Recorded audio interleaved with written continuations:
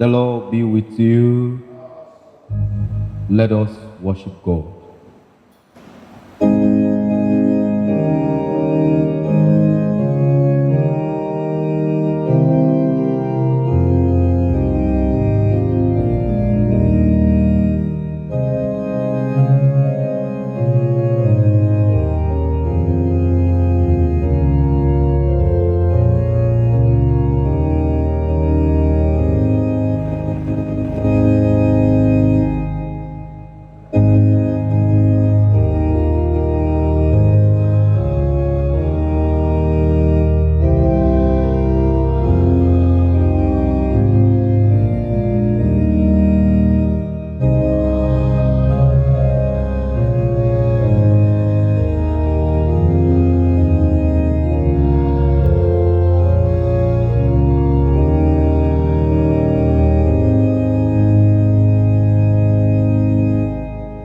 Hallelujah, Christ is risen.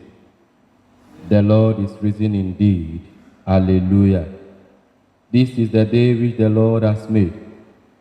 We will rejoice and be glad in it. As we approach our holy God, we realize that we have sinned and come short of his glory. Therefore, let us humbly confess our sins to him, kneeling and saying together, O God, our righteous Judge and merciful Father, we confess that we have sinned against you in thought, word, and deed. We acknowledge that we are responsible for our sinfulness. Have mercy upon us, we pray you, and forgive us by the love which you have shown towards us in Jesus Christ, who for our sakes died and rose again. Give us true repentance by the power of your Holy Spirit, and enable us to forsake our evil ways and serve you in the newness of our life. We ask this through our Lord Jesus Christ. Amen. May the Almighty and merciful Lord grant unto us pardon and remission of all our sins, time for amendment of life, and the grace and comfort of the Holy Spirit. Please stand. Recognizing that God has forgiven us because Jesus, the Lamb of God, has died for us, let us adore him together, saying, salvation belongs to our God who sits upon the throne and to the Lamb. Amen. Blessing and glory and wisdom and thanksgiving and honor and power and might be to our God forever and ever. Amen. You have dealt well with your servants, O Lord. Blessed are you, O Lord. Your word is a lamp to our feet. Psalm 121. It shall be read in the alternate order. I lift up my eyes to the hills, but where shall I find help?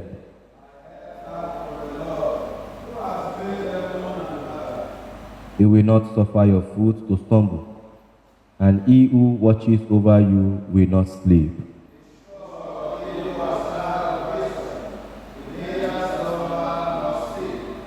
The Lord himself is your keeper. The Lord is your defense upon your right hand.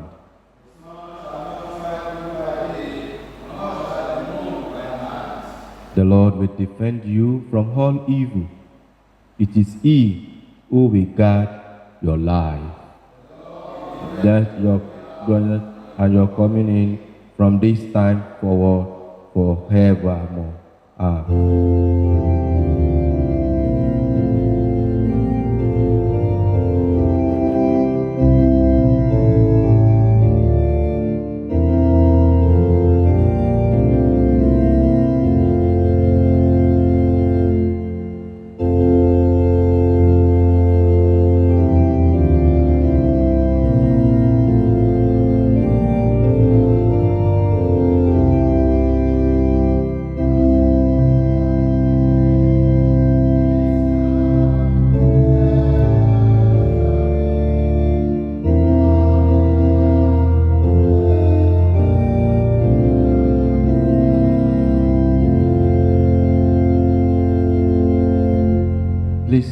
seated.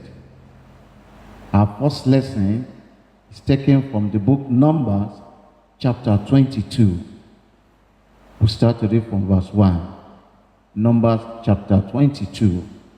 We start to read from verse 1. And the children of Israel set forward and pitched in the plains of Moab, on the side Jordan by Jericho. And Balak the son of Zippor saw all that Israel had done to the Amorites. And Moab was so afraid of the people, because they were many. And Moab was distressed because of the children of Israel. And Moab said unto the elders of Midian, Now shall this company lick up all that are round about us, as the ox licketh up the grass of the field. And Balak the son of Zippor was king of the Moabites at that time.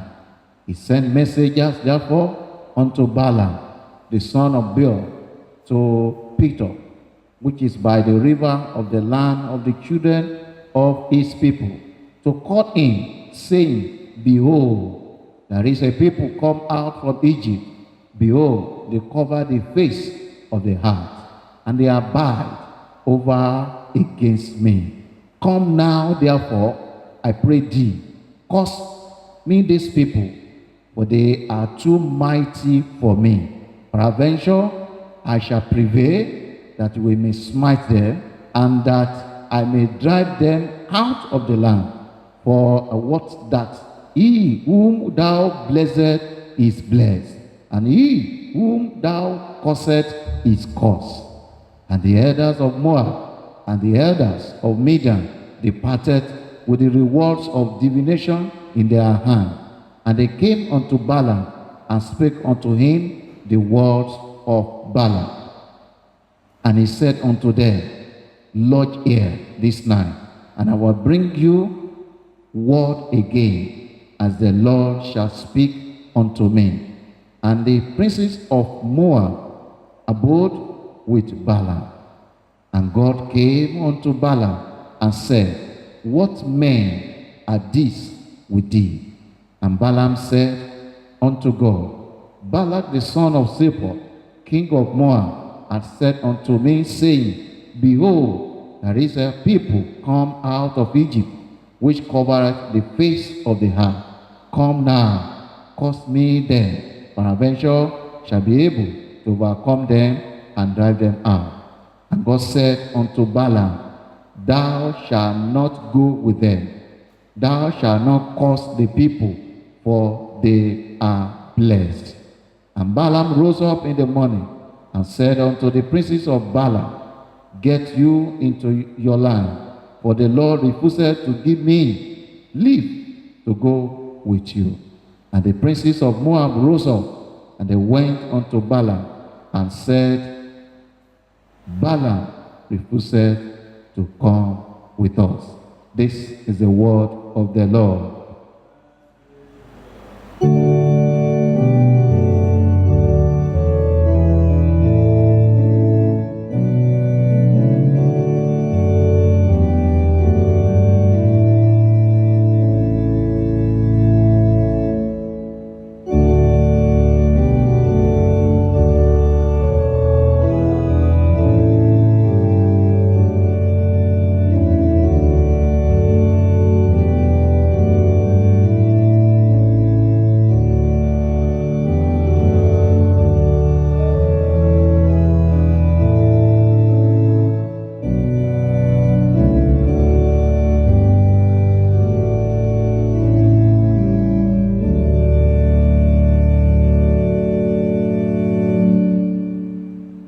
Please sit.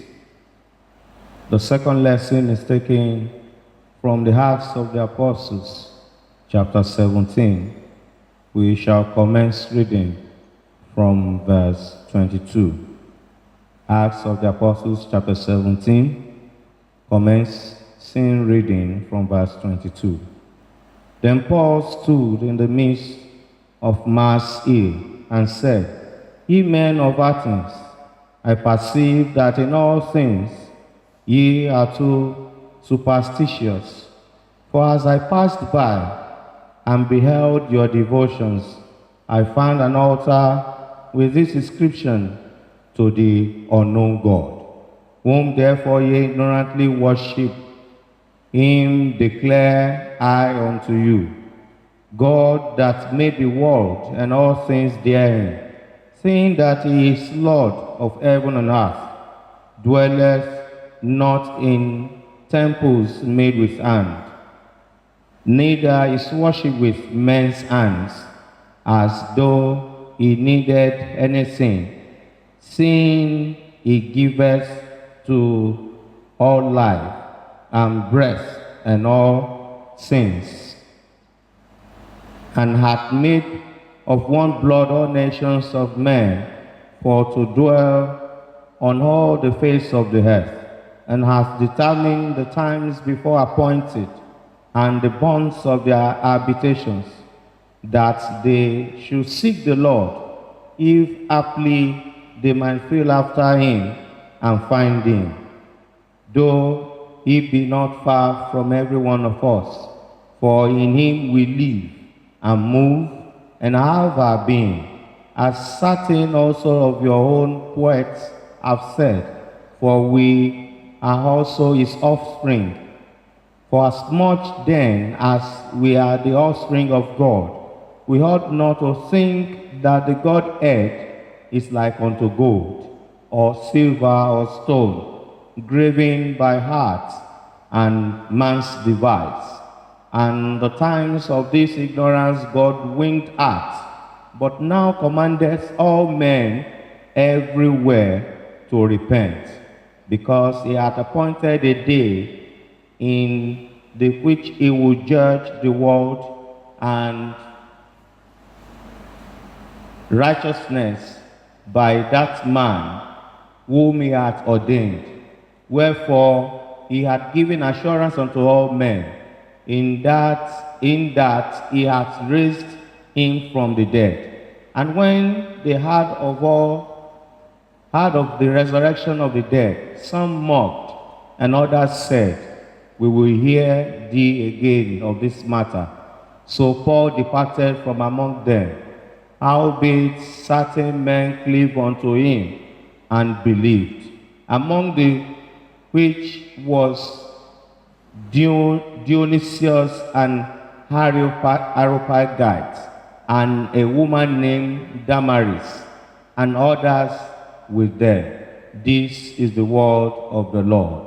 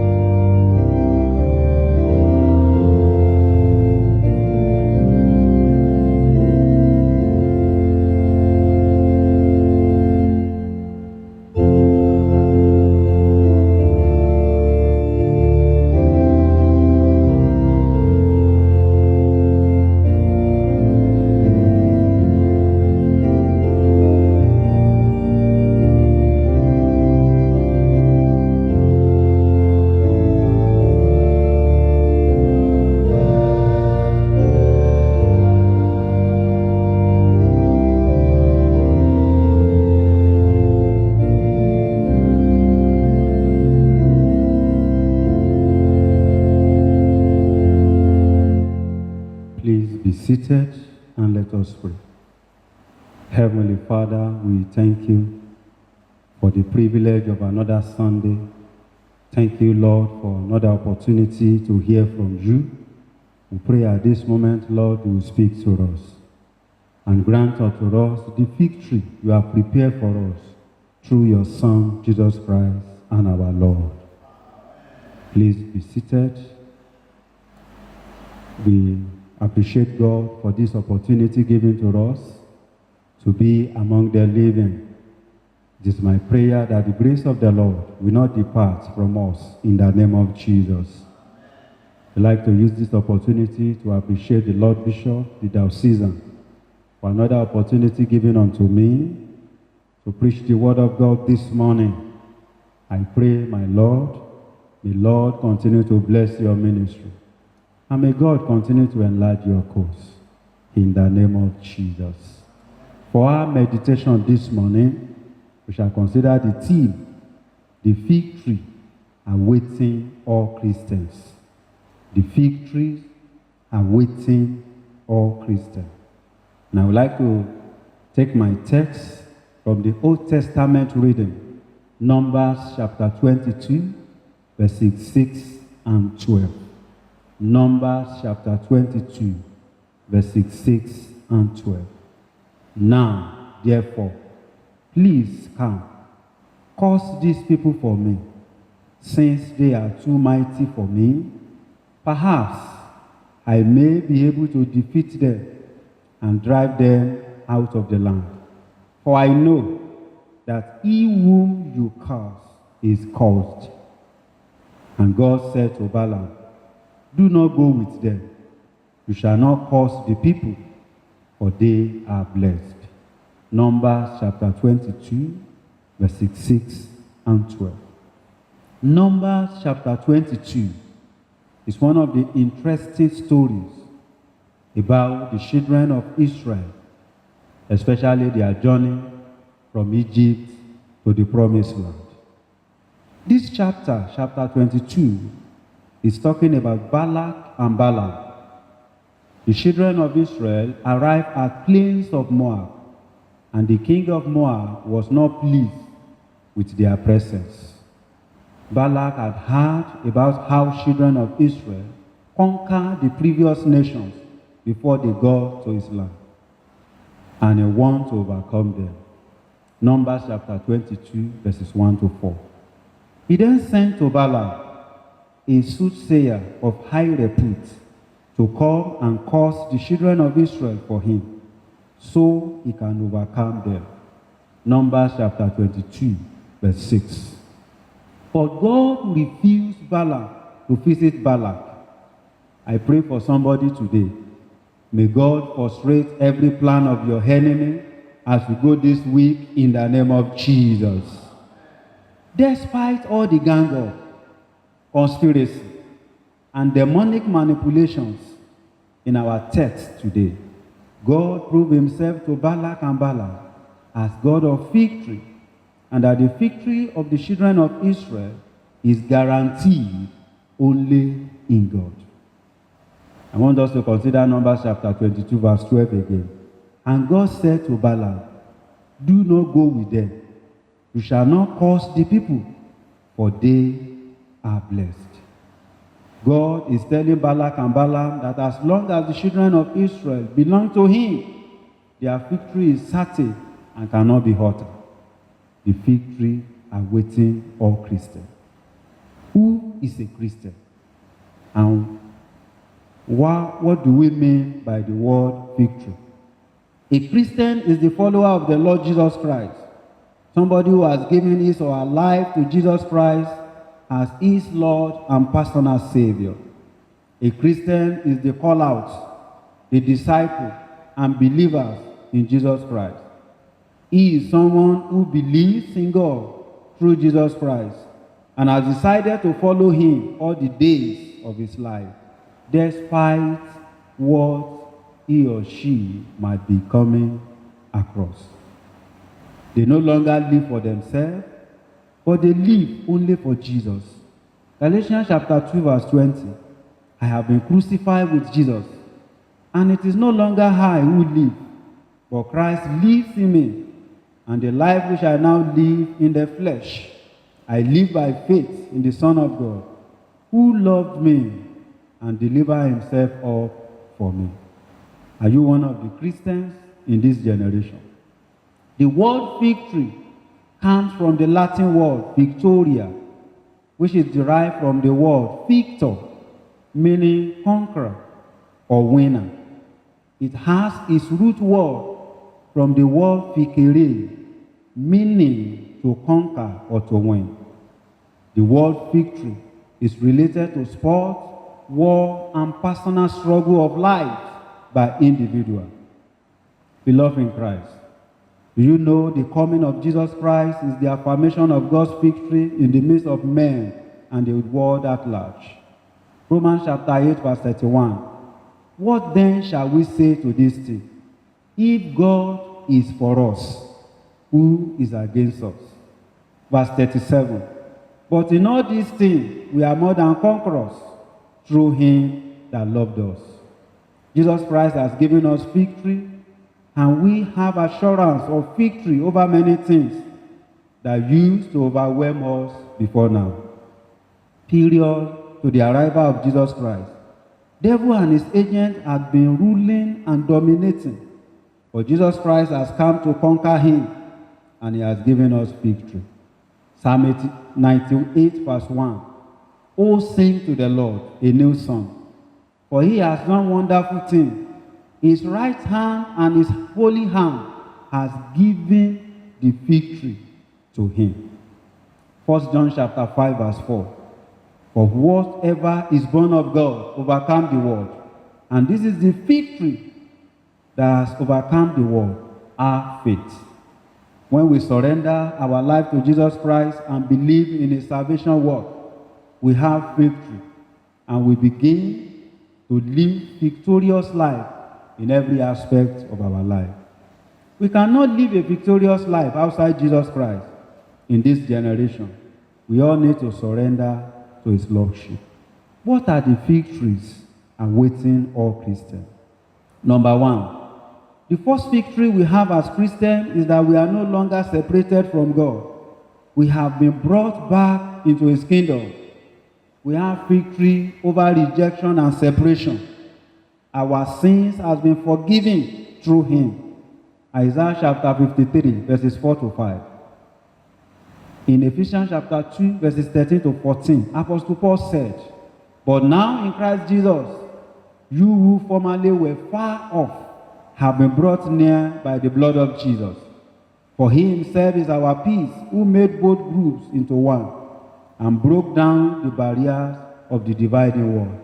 We are joint heirs and bona fide members of his kingdom. In him we live and have our being. We are made victorious. Act of Apostles, chapter 17, we read today. Number two, we have victory over devil himself. Before the coming of our Lord Jesus Christ as the Savior of the world, devil is in charge of our world.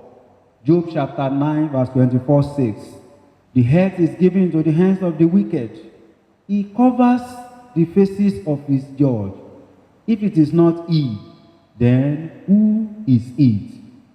But Christ has put an end to his rulership over man and the entire world, having cancelled out the certificate of debt consisting of decree against us, and which was hostile to us, and he was taking it out of the way, having nailed it to the cross. When he had disarmed the rulers and authorities, he made a public display of them, having triumphed over them through him. Colossians chapter 2, verses 14 to 15. Devil has no legal right over your life or your family. Jesus Christ has defeated him. Praise the Lord. Number three, we have our victory over all forms of sicknesses. Jesus Christ has given us victory over sickness. We just need to claim our blessing in him. Isaiah 53 verse 5. But he was wounded for our transgressions. He was bruised for our iniquities. The chastisement of our peace was upon him, and with his stripes we are healed. I pray for somebody. The healing hands of God will touch every aspect of your life today in the name of Jesus. Number four, we also have victory over death as Christians. Though we may die physically, but we all have hope after the natural death. Not everybody has that hope or assurance after their final life or time here on earth. Some are going to lose their souls forever. But Jesus Christ has given us victory over death. We shall all live forever in his kingdom. 1 Corinthians chapter 15, verses 54 to 55 says, "But when this perishable we have put on the imperishable, and this mortal we have put on immortality, then we come about the saying that is written, death is swallowed up in victory. O death, where is your victory? O death, where is your sting?" Do you know there is another fellowship in heaven? Every Christian has victory over second death and everlasting condemnation that meant for the children of perdition. So therefore, we are victorious over death. Finally, people of God, we have victory over our enemies. Balak made himself the enemy of the children of Israel in Numbers chapter 22. Many Christians are faced with many enemies today. It can be poverty, it can be rejection, it can be setback, it can be failure. I don't know your own enemy, but I want to guarantee you today, you are victorious over them. Christ has given us victory. God has given us victory. You just need to look up unto him. Psalm 121 verse 1 and 2 we read today. "I will lift up my eyes to the mountain. From whence shall my help come? My help comes from the Lord, who made heaven and earth." Beloved in Christ, what are you passing through? Are there any power or situation intimidating you? Don't give up. You just need to know that you have victory in Christ. Don't doubt your victory in God. He has given you an undefeated victory in Jesus Christ. You just need to be conscious of it. Blessed be God and Father of our Lord Jesus Christ, who has blessed us with every spiritual blessing in the heavenly places in Christ. Ephesians chapter 1 verse 3. Also, beloved in Christ, ask for your own victory. Everybody has his own portion in the Lord. Ask as a son or daughters of the Lord, and your heavenly Father will surely give you. Matthew chapter 7 verse 7 is a popular passage. Bible says, "Ask, it shall be given." I pray as you ask, the Lord will give unto you in the name of Jesus. Beloved, you are a victor. You are a winner. You are a conqueror in the Lord. It does not matter what you are facing. Your victory is sure in Jesus Christ. Only hold on to him, and you will soon give your own testimony. Every believer in Christ is a victorious person in this world and in the world to come. I pray as you go this week, you shall be victorious. Every victory that meant for you will manifest. As from today, you will no longer be a failure. In the name of Jesus. Let us pray. Almighty God, whose Son Jesus Christ is the resurrection and the life of all who put their trust in him. Raise us, we pray, from the death of sin to the life of righteousness, that we may seek the things which are above, where he reigns with you and the Holy Spirit, one God, now and forever. In response to the word of God, shall we reaffirm our faith in the words of the Apostles' Creed? I believe in God, the Father Almighty, creator of heaven and earth. I believe in Jesus Christ, his only Son, our Lord. He was conceived by the power of the Holy Spirit and born of the Virgin Mary. He suffered under Pontius Pilate, was crucified, dead, and buried. He descended to the dead. On the third day, he rose again. He ascended into heaven and is seated at the right hand of the Father. He will come again to judge the living and the dead. I believe in the Holy Spirit, the Holy Catholic Church, the communion of saints, the forgiveness of sins, the resurrection of the body, and the life everlasting. Amen. The Lord be with you. Let us pray. Lord, have mercy upon us. Lord, have mercy upon us, the Lord's Prayer. Our Father in heaven, hallowed be your name. Your kingdom come. Your will be done on earth as it is in heaven. Give us this day our daily bread. Forgive us all that is past. Forgive us against us. Lead us not into temptation, but deliver us from evil. Amen. O Lord, show your mercy upon us. O Lord, guide and defend our rulers. Endue your ministers with righteousness. O Lord, save your people. Give peace in our time, O Lord. O God, make clean our hearts within us. The collect for the third Sunday after Easter and other collects. Let us pray.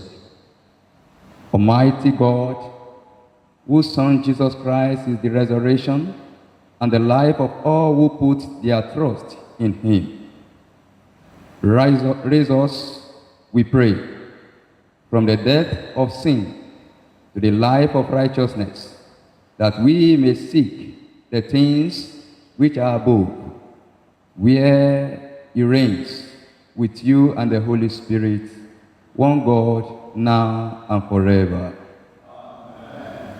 O God, the author of peace and lover of concord, in knowledge of whose stands our eternal life, whose service is perfect freedom, defend us, your humble servants, in all assault of our enemies, that we, surely trusting in your defense, may not fear the power of any adversaries, through the might of Jesus Christ our Lord. Amen. O Lord, our heavenly Father, almighty and everlasting God, who has safely brought us to the beginning of this day, defend us in the same with your mighty power, and grant that this day we fall into no sin, neither run into any kind of danger, but that all our doings may be ordered by your governance, to do always what is righteous in your sight, through Jesus Christ our Lord. In continuation of our prayers, we shall pray for the Church Universal and our country. Let us pray. Gracious Father, we pray for your holy, apostolic, and Catholic Church. Fill it with all truth and with all peace. Where it is corrupt, purify it. Where it is in error, correct it. Where it is in anything that is amiss, reform it. Where it is right, strengthen it. Where it is in want, provide for it. Where it is divided, reunite it, for the sake of Jesus Christ, your Son, our Savior. Almighty God, who has given us the good land for our heritage, we humbly pray you that we may always provide ourselves a people mindful of your favor and glad to do your will. Bless our land with honorable industry, sound learning, and pure minds. Save us from violence, discord, and confusion, from pride and arrogance, and from every evil way. Defend our liberties and fashion into one united people. The multitude brought it out of many kindness and tongues. Endue with the spirit of wisdom those to whom in your enemies we entrust the authority of governance, that there may be justice and peace at home, and that through obedience to your law we may show forth your praise among the nations of the earth. In the time of property, fill our hearts with thankfulness, and in the day of trouble, suffer not our trust in you to fail. All this we ask through Jesus Christ, our Lord. People of God, in continuation of our prayer, I would like us to appreciate God for the success of this year synod and the blessing that we have received in the course of this year's synod. That we appreciate God. It is by His mercy and His grace. It is Him that grants us success through the Diocesan Synod of this year. Shall we appreciate God for this wonderful and grace that we have received from Him. And let's pray again for our diocesan bishop, for more strength, more knowledge, more understanding to move forward this diocese to the promised land, and to the diocese the grace to establish more than this.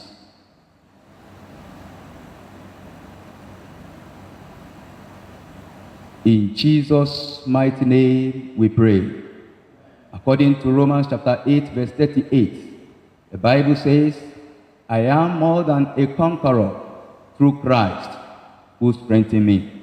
I want us to pray that, Lord, grant me victory over every fear, every doubt, every spirit of discouragement that seek to destroy our life, that seek to destroy our marriage, our family, every spirit of discouragement, spirit of fear, spirit of doubt. The Lord should grant us victory over them. And according to the sermon that we had, it's talking about victory awaiting all Christians. Let's pray that, Lord, grant us all-round victory, even as we journey again in this new week. All-round victory over fears, over doubts, over spirit of discouragement that seek to destroy our life.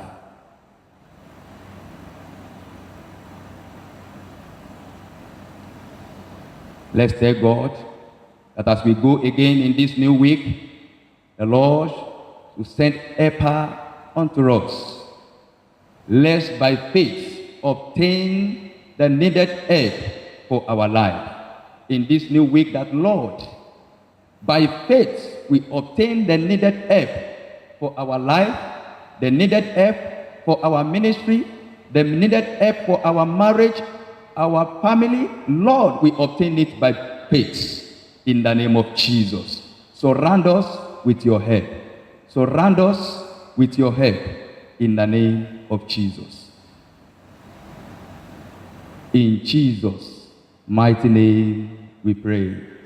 Let's bring our personal requests to the Lord as we conclude this prayer. Let's bring our personal request to the Lord.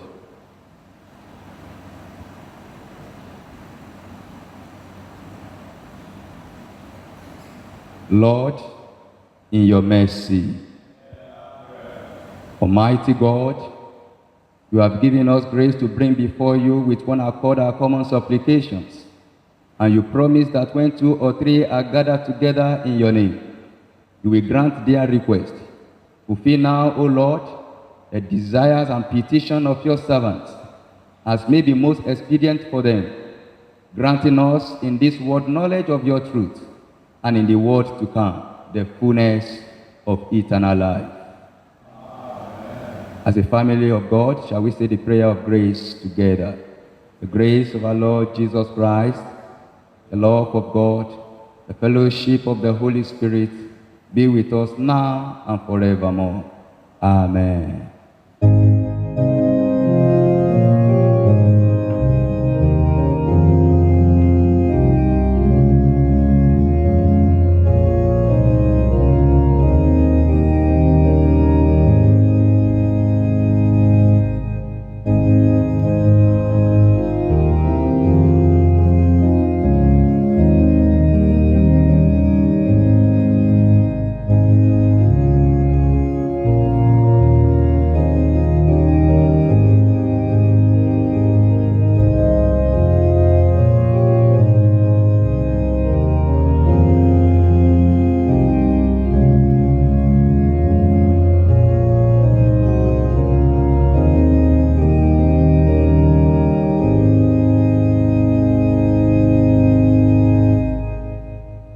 Lord, we pray that we bless our offering. Use it for your glory.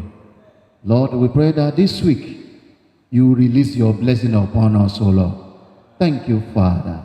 In Jesus' mighty name we pray. The Lord be with you. Let us pray. Brethren, as we are going out this week, I want us to pray. Lord, release your blessing upon my work this week. Release your blessing upon my labor. I will not labor in vain. I will not labor in vain. Release your blessing upon me. Bless me. Whoever that want to curse me, nullify their plans. Nullify their plans, O Lord. I want to remain blessed throughout.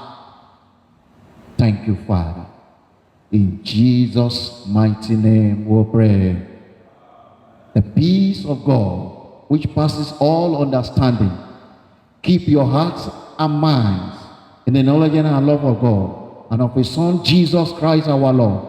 And the blessing of God Almighty, the Father, the Son, and the Holy Spirit be among you and remain with you always.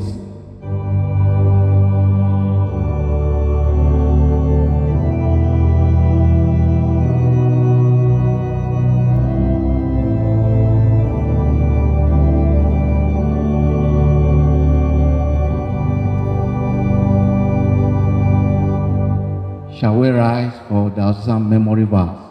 Matthew chapter 5, verse 14. You are the light of the world. A city set on a hill cannot be hidden. Wherever you go, wherever you go, wherever you go, the blessing of the Lord be upon you. With our hand.